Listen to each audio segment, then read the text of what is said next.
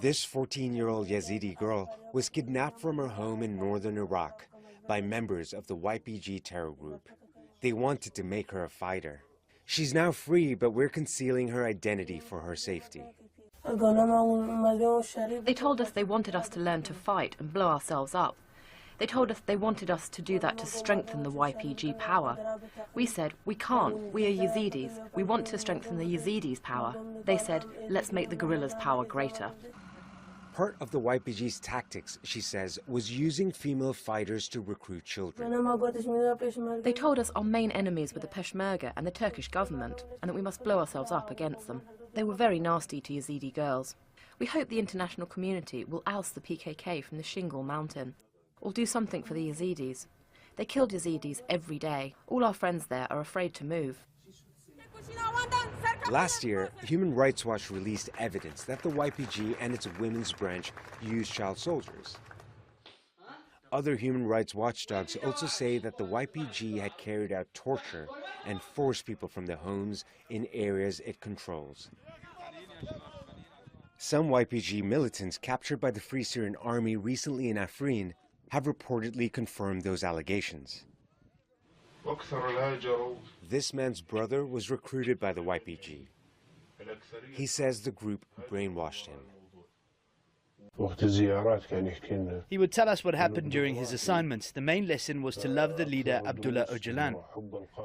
All their political lessons were about loving the leader. After a while, we went to visit him. We couldn't find him or our friends who were with him. We asked about them and they told us they'd been taken to the Battle of Raqqa. After some time, we were told he'd been martyred. We asked to see his body. They did not approve it. The coffin had a photo of him, but it was covered in flags. It also had his activist name written on it, not his real name. They had completely changed his identity. We are not the only ones suffering like this. Many other people are suffering too. Abuses by the YPG's political arm, the PYD, have also been reported.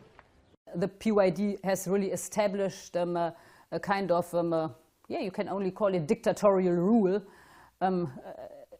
There is no opposition at all anymore in the Kurdish areas because, there is of course the Kurdish National Council, which is in opposition to the PYD, but all their offices, for example, have been closed.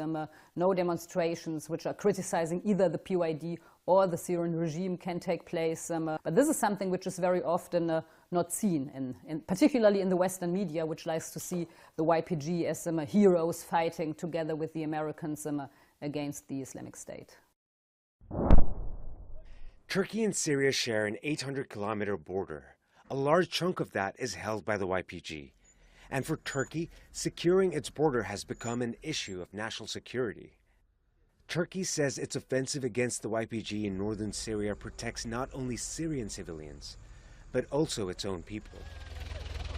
But a number of cities still remain under the YPG's control, and so do thousands of civilians.